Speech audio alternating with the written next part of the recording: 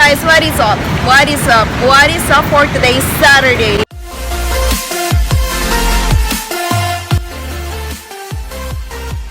So, nasa SM Mall kami ngayon at papasok kami sa SM Mall because ang content ko ay tungkol sa what? How to budget properly. No, how to budget properly. It's not a content actually, pero medyo related siya sa how to budget properly because we're going to the supermarket. Oh my gosh guys, ang ganda ng design nila. Shout out! Shout out sa kanila. So guys, tingnan niyo yung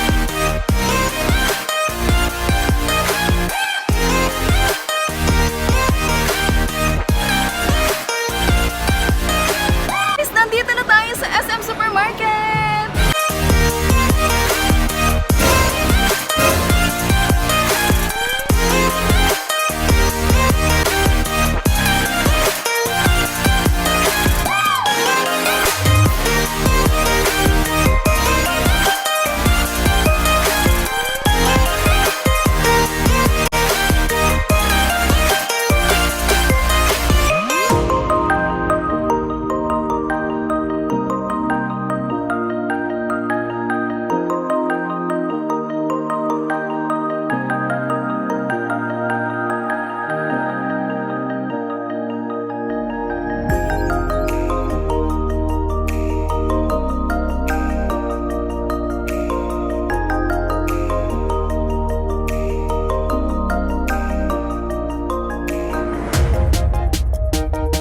Sa kukuhain natin ngayon is yung panlagay lang sa refrigerator para mapuno lang yung refrigerator. Titingnan natin kung makakapuno tayo ng refrigerator sa halagang 2,000 pesos. Saan tayo mauuna? Pinakandulo.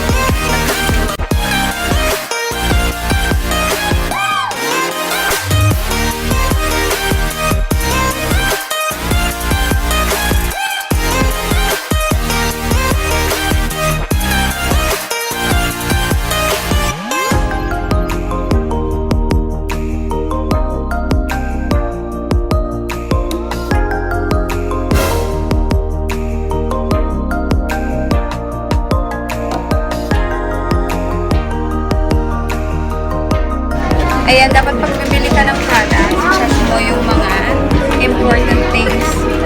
Like what? Yes. Like what? Yes daw. Oh, Ganon. that's the ano na naman. Tsaka yung price, tingnan mo. The most important of course is the price and then the ano ng product. Yeah. If That's it will good. help you To grow.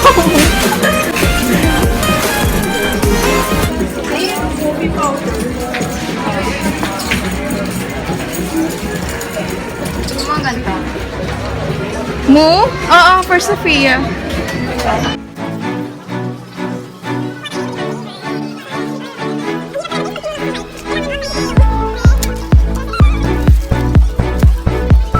So, hindi sa amin to, syempre. Yung blue sa amin.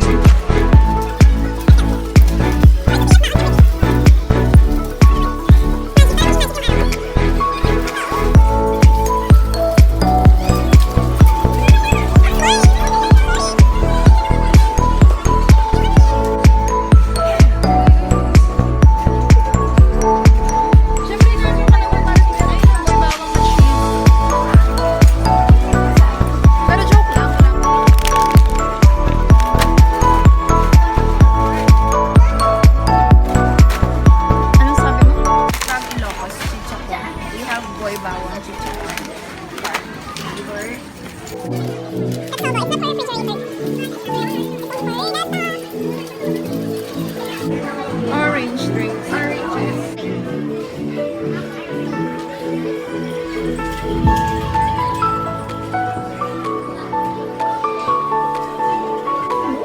My favorite Pringles.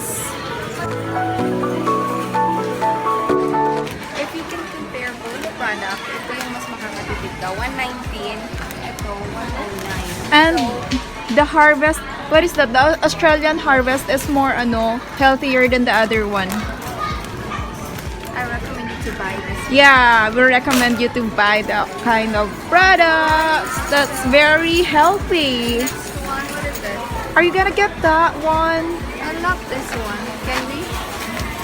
Sure, but it's not a product for the fridge.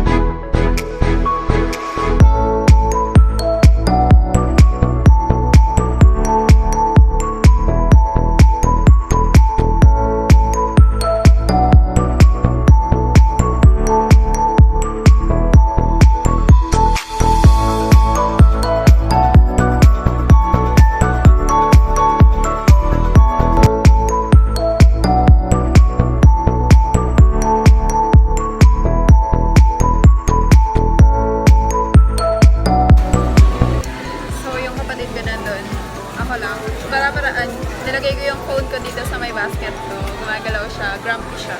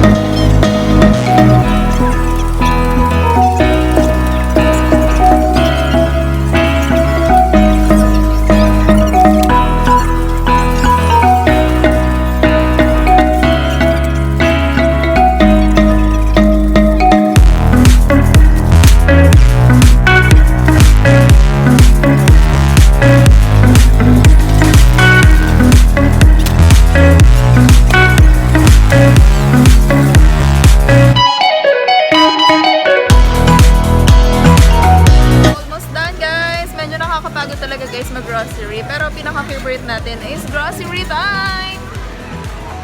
Iba yung buhok ko. Ang dami kong tigawat. Ang puti. Na tayo sa linya. Magbabayad na tayo, guys. Ito lang yung nakuha natin. Mamaya na i-reveal or i-review kung ano yung mga nakuha natin sa halagang ganun. Sana umabot siya saktong ganung halaga.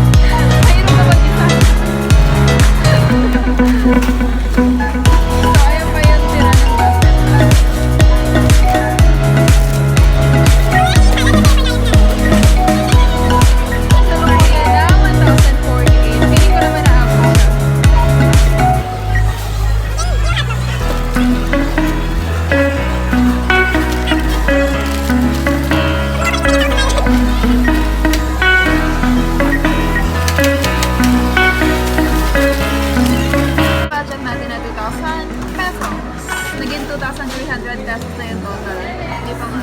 Hindi pa siya actually total. Yan yung total. 2,3.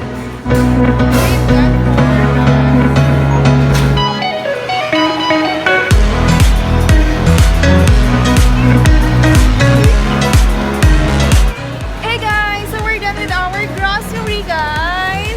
Sobrang mabigat siya. Oo. So naka 4 bags kami as you can see kanina, di ba? muscle, pero hindi siya nakakaliit ng bewang. Pero pang muscle siya. Alright guys, goodbye! Alright guys, goodbye. Mamaya i-review natin yung mga products na nabili natin sa loob ng SM Supermarkets, guys!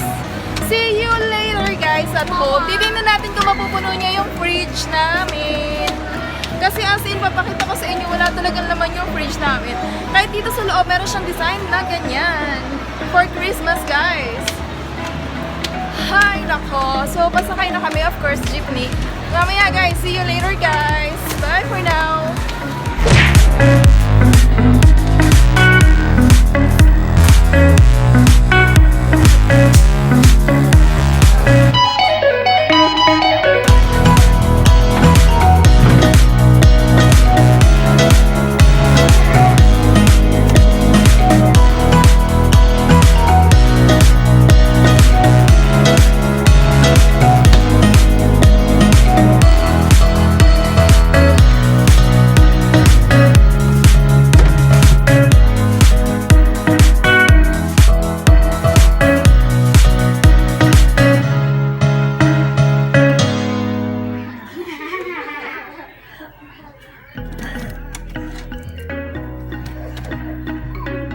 Guys, so we're home now. So, nakita nyo na yung worth 2,000 pesos sa loob ng ref namin. So, ayun guys, hindi naman totally napuno yung ref namin kasi nga, meron din kami mga binili na hindi naman talaga pwedeng ilagay sa ref.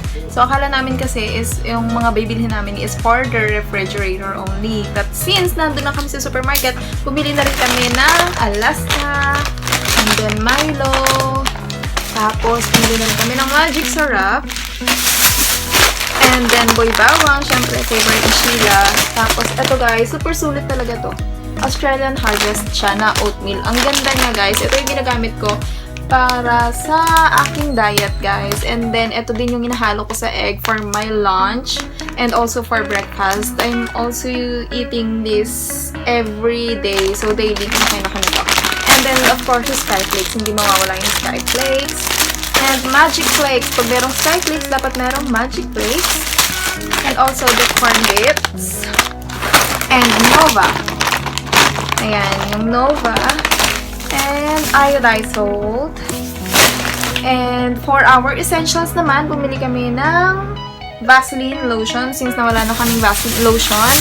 And syempre yung cream silk and then yung sun silk. So that's all guys. Yun lang yung pinamili namin. So dun sa halagang worth 2,000 pesos, hindi talaga totally napuno yung ref namin. So marami pa sigurong mga kailangan na hindi naman talaga siya makukuha sa loob ng supermarket. So hindi kasi talaga kami pala bili sa loob ng supermarket, especially, I mean mga groceries, yes, pero pagdating sa mga katulad ng mga vegetables, medyo mas okay bumili sa labas kasi mas affordable siya at saka yung iba sobrang fresh pa talaga. So that's all for this vlog guys. I hope nakatulong siya sa inyo and I hope nakakuha kayo ng tips sa pagbabudget, no? At para sa mga prices sa loob ng supermarket.